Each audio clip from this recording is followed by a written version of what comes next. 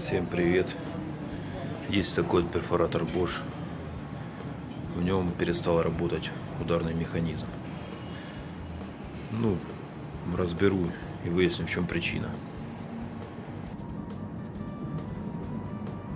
Итак, в процессе дефектации выяснилось, что вышли из строя вот эти две детали. Первое. Это у нас палец ударного поршня. А это у нас сам ударный поршень. У пальца дефектация. Дефектация в чем? У него здесь выработка, здесь крепятся кольца, здесь выработка. То есть я его буду менять. И также я буду менять вот этот ударный поршень. Но это не полностью ударный поршень, а его часть. А в чем здесь причина, я сейчас покажу. Беру вот эту изоленту и покажу вам, в чем причина. Итак, изоленту я убрал. И причина оказалась в следующем. Ударный поршень, видите, раскололся. Буду теперь заказывать новый и менять его сам. Итак, недолго думая, поискал в интернете запчасти на данный перфоратор, я наткнулся на такой сайт. Здесь полностью описание данного перфоратора, все запчасти можно найти к нему полностью в разобранном виде.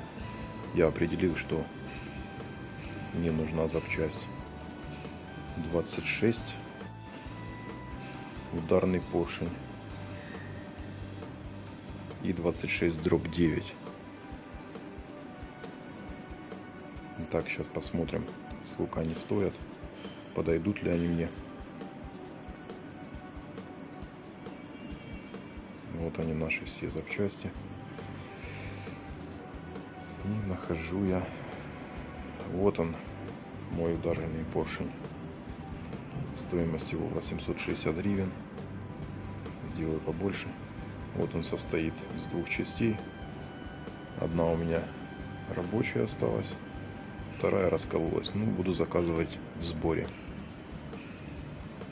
Вторая моя деталь.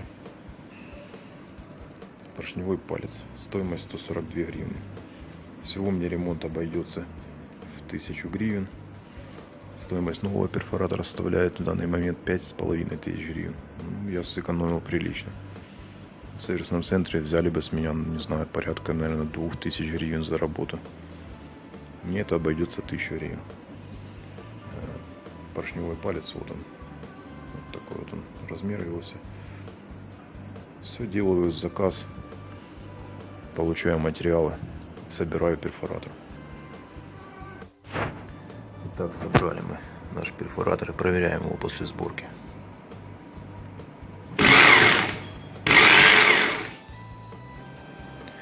Все работает, удар есть.